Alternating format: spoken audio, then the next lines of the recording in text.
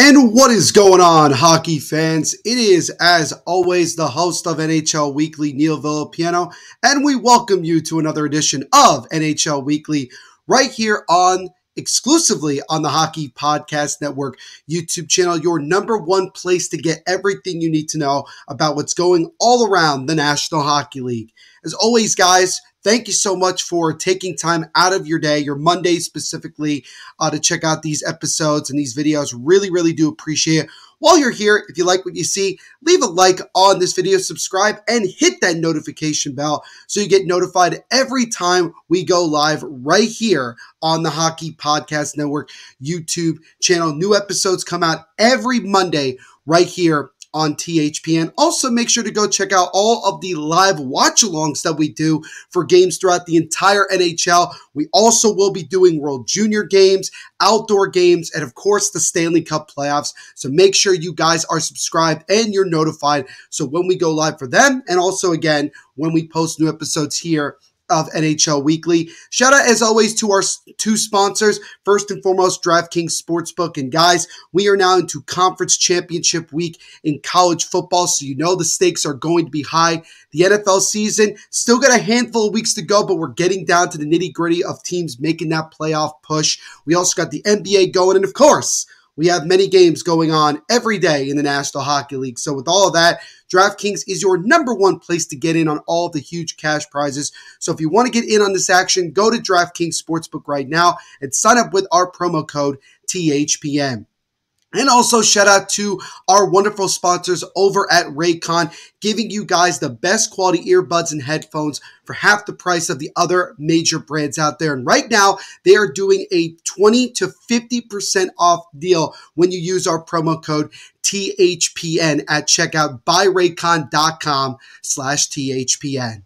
So we had a pretty fair, I would say not a whole lot of major big news things to talk about. But the first thing I wanted to talk about today is talking about, as you can see from the title of this episode, we got to talk about the red hot New York Rangers, who are really off to that fantastic start through 19 games, 15-3-1. 31 points on the year. Not only are they obviously first in the Metropolitan Division, but with the dominant 7-4 win on Saturday at home against the Bruins, they are now technically, even though both teams have the same amount of points, the Rangers are technically first in the Eastern Conference and first overall in the National Hockey League. They have really been phenomenal, particularly at home. As with that win over the Bruins, they are now 6-1 at home, 6-1-0 at home, and they also have a very impressive 9-2-1 record on the road. And I think what's pretty remarkable is I look back to last week when they got pretty shellacked by the Dallas Stars in Dallas. They've responded very well with 3 consecutive wins, a couple of really dominant wins against the Flyers and Bruins, respectfully, over this weekend, and they have really had a lot of tremendous success. And if you look to earlier this month, Adam Fox is still out on LTIR. Shesterkin was out for a bit, and the Rangers continued to win. Jonathan Quick has been nothing short of tremendous in the opportunities that he's been given here this year, getting a chance to play for his hometown team, his favorite team growing up. He grew up in Connecticut and grew up a Rangers fan, and now he's having a ton of success at this stage of his career, and has been one of the bigger reasons why the Rangers have had a lot of really good success. I think another guy to look at as well as Alexis Lafreniere. It looks like he's finally starting to come into his own, and we already know that there are plenty of guys out there like Alexis Lafreniere, like a Nathan McKinnon, for example, Jack Hughes as another example, guys that, they have tremendous talent, but sometimes it takes a little bit longer to get it all together in the NHL. And I think this year you're starting to see that with Alexis Lafreniere. And I think overall, Peter Laviolette, who has a track record of tremendous success taking teams to Stanley Cups. I mean, you think about it, he took the Hurricanes to a Stanley Cup and obviously won the Stanley Cup. He took the Flyers to a Cup final in 2010. He took the Predators to a Cup final in 2017. This man has a track record of tremendous success. Now, obviously, things didn't go well in Washington, but so far, through almost 20 games, things have gone very well on Broadway in New York. And so I think the Rangers, you got to love where they're at right now. How long will it continue to last? Only time will tell. As I've always said, hockey, the NHL season is a marathon, not a sprint. And every team at some point or another during the year will go on a hot streak. For the Rangers so far, it's lasted nearly the first 2 months of the season. So maybe a little bit more confidence that it will continue, but we shall obviously see.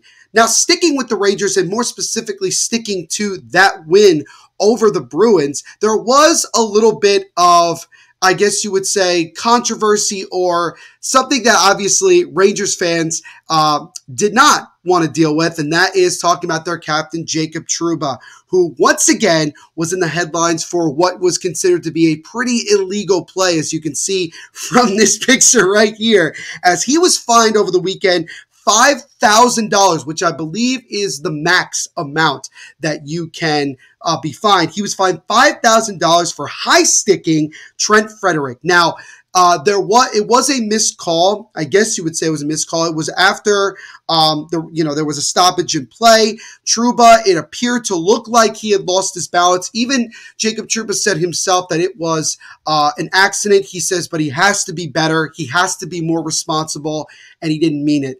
The only issue with, I guess, for a lot of us, including myself, where it's not believable is because Jacob Trouba, as a lot of you know, has a track record of going over the line when it comes to being physical and maybe going beyond what could be considered legal. Now, there have been plenty of other times where he has just made a big-time hit and it was legal. I look back to the week before when the Rangers were in New Jersey against the Devils and Jacob Trouba leveled Tomas Nosek, and Nosek did not return to that game.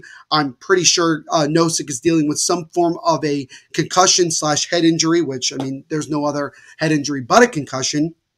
Nonetheless, that was one of those where I could understand where people would want to flip out and say, oh, that was an illegal hit, this, that, and the other thing. I think that was a clean hit, personally. I think that was just a good hockey hit from Jacob Trouba. I know, obviously, again, he's built a reputation. I think you look back to even the hit that he put on Timo Meier last year in Game 7 of the first round of the Stanley Cup playoffs. I think that was a little bit more borderline. That could have gone more to saying that might have been a little bit excessive, but at the same time, again, it wasn't necessarily helmet to helmet. It was more chest, and the head just kind of snapped back, and I think you can understand why it could be considered a dirty play, but also I can understand why people might consider it to not be a dirty play. In this situation, again, because it's Jacob Trouba, the immediate reaction is going to be, well, you know, he didn't mean to do it. But it's just, again, when you look at the play, it still kind of looks like he was maybe a bit frustrated and just kind of out of reaction did it. And, you know, you could say that was accidental, whatever you want to say. That's just the way that it's going to look. And for Jacob Trouba, I mean, the NHL is not going to obviously suspend him because it wasn't, you know, Frederic didn't, you know, like get his neck slashed or anything like that. But clearly the NHL wanted to punish Trouba in some way. Again, it was a missed call. There was no call on the ice when it happened. And so Trouba was fined $5,000. So I guess you would say the only negative thing for Rangers fans this past week and this past weekend that happened was obviously this, which didn't obviously cost them the game or anything like that. Trouba can still play and everything. But I do agree with what Trouba was saying, how he does need to be smarter about his type of play like that. It's not something, because he needs to know that he has a target on his back. He knows that no matter what he does, it's going to be a lot of times overblown. But, you know, Trouba does walk a pretty fine line. He definitely can do some things that are borderline. And I think he has to do a better job of not putting himself in so many of those situations. That's my personal opinion on it. If there's any Rangers fans out there that want to comment your thoughts on the Trouba fine, but also just the Rangers in general, make sure to go to the comments section. Also, just anybody in general, if you have any thoughts on either one of these things, please let me know. Would love to interact with you guys for sure. Now, I want to shift over to. Now, I mean, in the last episode, we talked about a new leader in in the points race in the NHL, well, we have another new leader in the points race, and that is Nikita Kucherov of the Tampa Bay Lightning. He currently leads the NHL in points with 35 on the year, 15 goals, and 20 assists. And you have to remember that just last year, Nikita Kucherov had something like almost 80, I think he had 80 some odd assists last year, but nobody was talking about it. Whether that's because, oh, well, he plays for the Lightning, or everybody knows that Nikita Kucherov has always been a one hell of a player. Regardless, I didn't personally believe that Nikita Kucherov was getting enough attention as he should last year, and I actually don't think he's getting a lot of attention this year.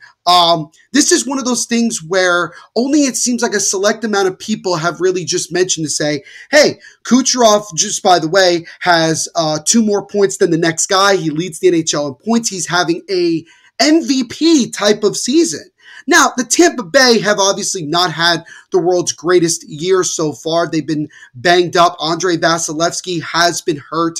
All of these different things. But for Kucherov to still have the success that he's having and playing at the level that he's playing, I think, again, just shows you how talented he really is. And I mentioned it to several people even earlier today that Kucherov definitely is one of those players that just never seems to get enough credit for how good he is. And perhaps part of that has to do with that the team that the guys that he's surrounded with, it may have something to do with the country that he's from. I don't want to get into speculations or anything like that, but nonetheless, Kucherov has been absolutely rolling this season. Again, 15 goals, 20 assists, 35 points. He'll look to try to continue that tonight in their game against the Colorado Avalanche, and he'll continue to look to try to keep himself in first place in points. I think he has a very good shot at being the first guy to reach 40 points this year, and I think right now you really should be considering him a lot more for Hart Trophy. I know that, Hart Trophy voting and what we think changes what seems like every single day. But I think right now, not just in the terms of the points and obviously leading the NHL in points, but just his constant production, I think gives him the right to be considered a Hart Trophy candidate because, again, he has been having an absolutely tremendous year for himself and the Tampa Bay Lightning. So, again, Nikita Kucherov leading the NHL currently with 35 points on the season, and we'll see if he can continue that success again tonight against the Avalanche. Now, I want to stick with the Tampa Bay Lightning because the Lightning got arguably the best news that they could have gotten this season so far, and that is the return of Andrei Vasilevsky, who was taken off LTIR over the weekend and started his first game of the year in a dominant 8-2 win over the Carolina Hurricanes, where he stopped 22 of 24 shots. This was his first game since it was announced that he had back surgery in September for a lumbar disc herniation. And it was one of those things where it came as a shock to everybody. It was one of those things where it didn't sound like that there were no rumblings that Vasilevsky was dealing with any form of an injury. So for this to happen, it was definitely a shock and one of those things where you say, well, it doesn't really look good for Tampa Bay. Maybe this is truly the beginning of the end for the Lightning in terms of their competitive play. Now, again, the Lightning are 10-6-5 right now, currently tied with both the Red Wings and Panthers for only second place in the Atlantic Division. It's been a relatively tight race so far in the Atlantic. So obviously, again, you could say this about basically any team except maybe the San Jose Sharks and Columbus Blue Jackets, that the season is not over. And getting Vasilevsky back, while the Lightning have been able to kind of keep the ship pretty afloat so far through the first near 20 games of the year, now they're going to get a major jolt. And they fed off of that with that dominant win over the struggling Hurricanes. And so that was needed. Vasilevsky looked good, and the hope is he can continue with that success moving forward. He will get the start tonight. According to the Lightning, he will get the start tonight against the Avalanche here on Monday night. So we'll see, as mentioned before, if Kucherov can continue his tremendous play and if Vasilevsky can continue to get off to a good start here as the Lightning look to try to get themselves back into sole possession of second place in the Atlantic Division and keep afloat with the Bruins and the Panthers, in that division. But a big Big help here is Andrei Vasilevskiy returning. I think the big question for me is going to simply be, what is his workload going to be? Like we mentioned before, he's coming off of surgery in his back for a disc, herniation, and a lumbar disc herniation. And, is it going to be one of those things that he's now fully healthy and it's all good now? Or is this something that you have to kind of monitor and not overwork Vasilevskiy? And again, we're still fairly early into the season, so there's still a lot of hockey left to play. So Vasilevskiy will certainly get a lot of opportunities to play. It's just a matter of what type of workload is he going to get. So that's something that we're certainly going to keep our eye on as we move forward here. And again, Vasilevskiy will look to try to get his second win in a row to start the year against the Avalanche later on tonight.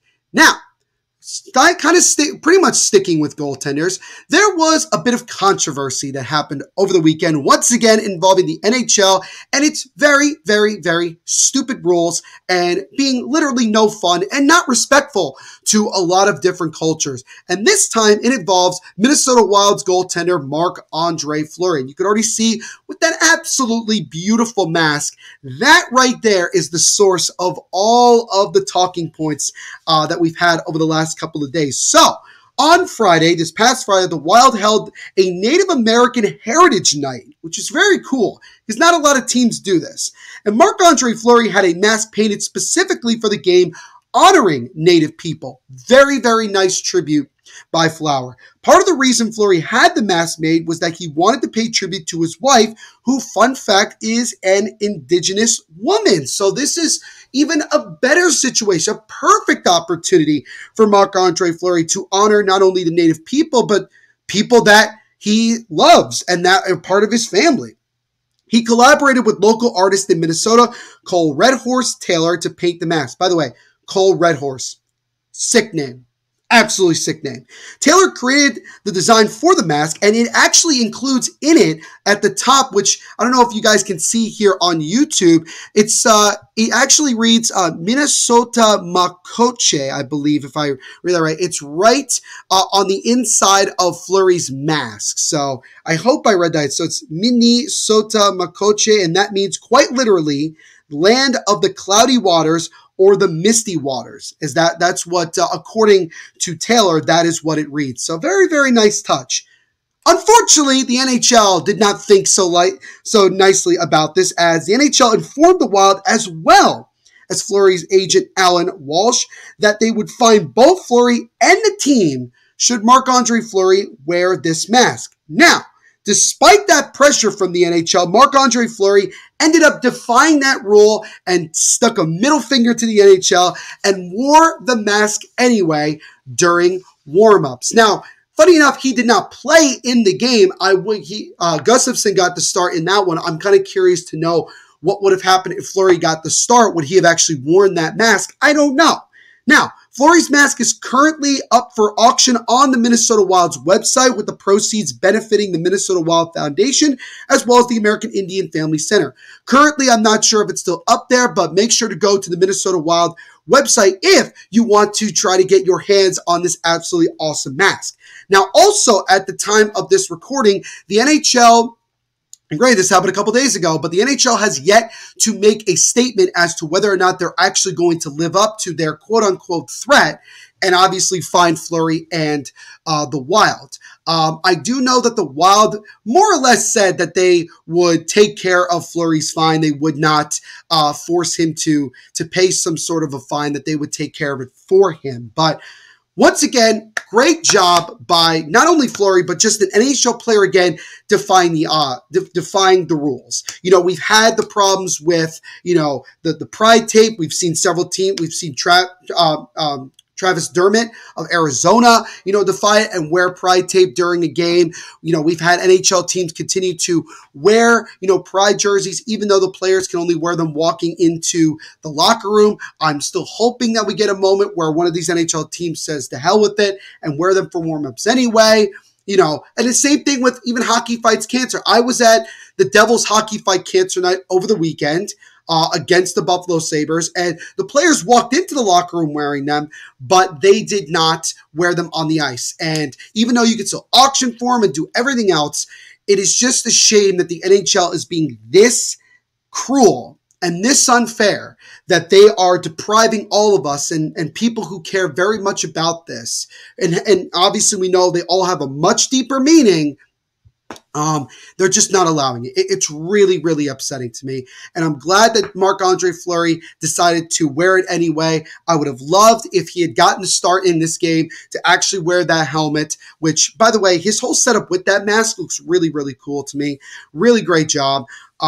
It's just unfortunate that the NHL is being this much of a pain in the ass, as it always is. I mean, all of us as hockey fans, we know what the deal is, right? We know that this is going to constantly be a point of contention between the NHL players and the fans and the National Hockey League as a whole. So, we'll see if the NHL decides to live up to their word, which would be really, really sad if they actually did.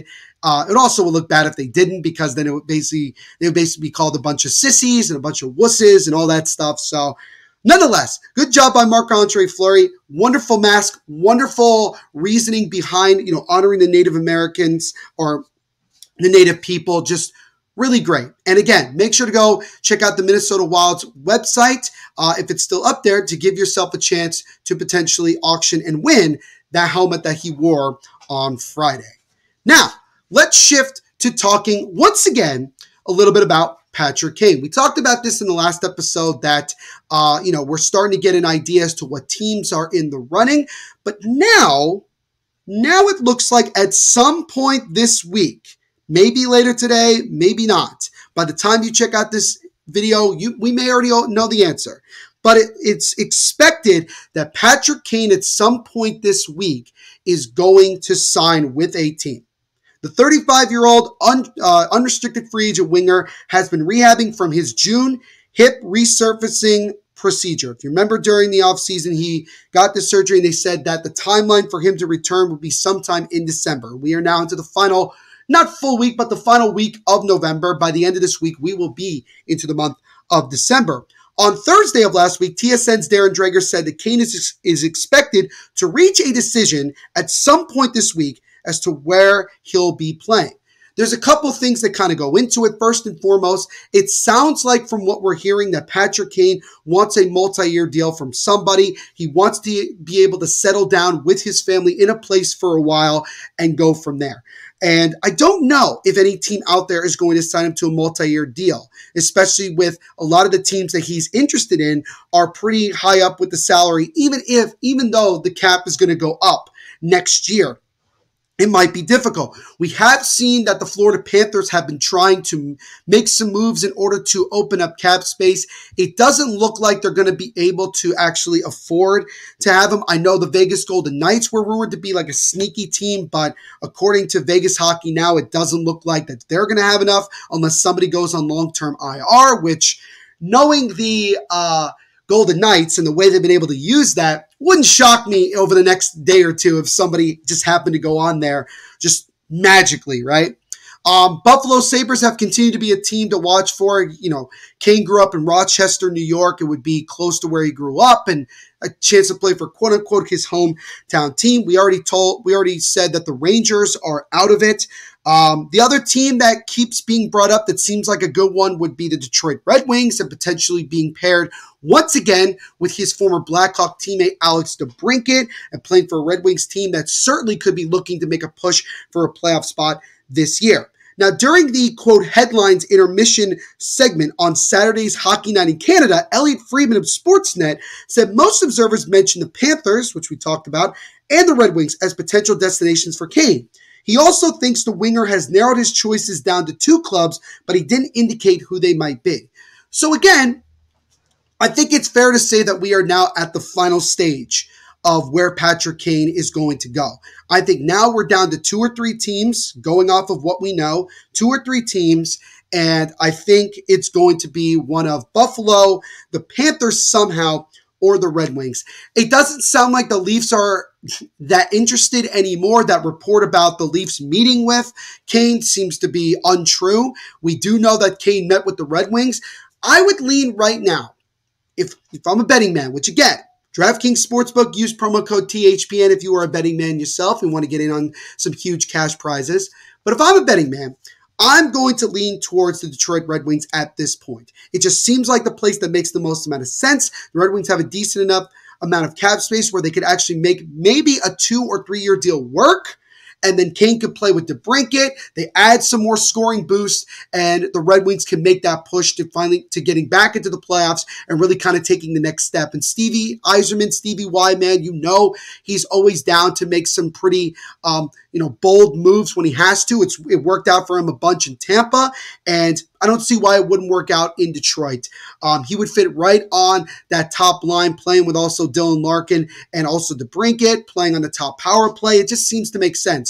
Florida also makes sense, again, with the talent that they have. They went to the Cup final last year. They're still playing pretty well. He would be playing in a warm state of Florida, which would help him continue to recover from this, from his surgery and everything. Detroit, a lot colder. So a lot of factors here, and only time will tell. So at some point this week, we should know where Showtime will be taking the next step in his NHL career as he looks to try to make a push for maybe one more and the 4th Stanley Cup of his career. And so lastly here, I wanted to share a little bit of sad news. I feel like I've been kind of like on a roll. I don't even mean to say that in the in that type of way. But, we've certainly been getting a good amount of sad news over the last couple of weeks involving NHL players. And 2 guys that I want to talk about really quickly are Samuel Girard of the Colorado Avalanche and also Corey Perry of the Chicago Blackhawks. And we'll start more specifically with Samuel Girard of the Avalanche. And so on Friday of this past week, the NHL and NHL Players Association announced that Samuel Girard of the Colorado Avalanche will be unavailable to his club for an indefinite period of time while he receives care from the Player Assistance Program of the NHL and NHLPA. So when anyone has issues with some sort of abuse or mental health struggles, a player can go into this program and they are out for the foreseeable future. According to Girard himself, he is getting treatment for mental health struggles as well as alcohol abuse. He actually released a statement through his agency, CAA, and said he was dealing with untreated anxiety and depression.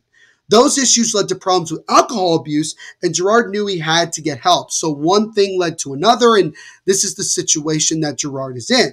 He said, quote, "I have made a proactive decision to take care of my mental health and will be entering treatment for severe anxiety and depression that has gone untreated for too long and led to alcohol abuse.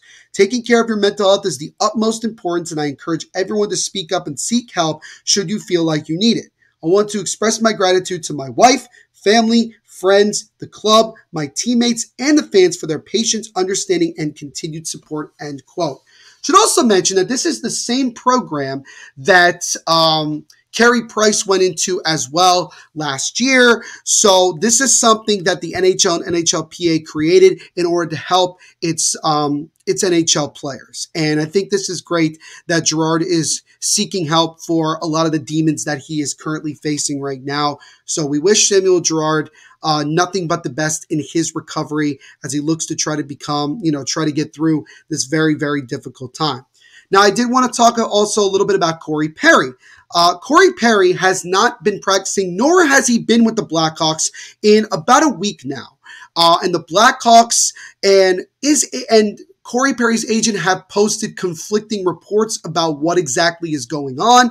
The Blackhawks say it's a personal matter that doesn't involve them, whereas Perry's agent says that it's something that involves the team, but we really don't know. As of right now, Corey Perry is currently with his family right now, and he is out for the foreseeable future. So another situation that could end up being very bad if you're a Blackhawks fan. You dealt with obviously another scandal that involved, one of your former trainers, as we talked about earlier this year. And now you're hearing this. I mean, it's especially in a year where it's supposed to be about the development of Connor Bedard and a lot of the young players and being competitive. Taylor Hall now is out for the rest of the year with, an injury. It's not great. And so I guess only time will tell. We don't know if and when we're going to get a good amount of word as to what's going on with Corey Perry. We hope everything improves and everything gets to be okay with him and, everything that's going on. And I guess we'll see if anything comes about over the coming days and weeks moving forward. So some guys are taking some time away from the game to work on different things, and we wish them nothing but the best in whatever situation that they're in. And so on that note, that is going to wrap it up for us here on another edition of NHL Weekly. As always, thank you guys so much for taking time out of your day to check these videos out. Again, make sure to leave a like on the video, subscribe, and hit that notification bell so you get notified every time we post a new episode of NHL Weekly right here on the THPN YouTube channel every single Monday. Follow us on Instagram at HockeyPodNet as well as Twitter at HockeyPodNet. And you can also follow my personal Twitter right here at the MVP Show to interact with me on there as well. And also, a little bit of self-plug, make sure you go check out my personal podcast, the Devil's State of Mind podcast, right here on the Hockey Podcast Network, which covers the New Jersey Devils, as we have new episodes weekly talking all things New Jersey Devils. We're also on YouTube as well, so make sure you go check it out after you see this video. Go check it out, Devil's State of Mind. Subscribe and like and do all that as well. Follow the podcast on Twitter at Devil's State, Instagram at Devil's State of Mind, and also, if you're on Facebook, make sure to go over and drop a like and a follow on Facebook as well. All that helps out the podcast tremendously. And you can also check out the podcast anywhere you listen to it. So whether that's Apple, Spotify, Google, all those platforms, make sure you go check it out, subscribe there. And if you're on Apple or Spotify, do me a favor and leave a 5-star rating on either one. Helps out the podcast tremendously. So everyone, again, thank you for checking out this episode of NHL Weekly, and we will see you in the next episode. Everyone, as always, continue to be the awesome people that you are. Have a great week, and as always, make sure to rock on.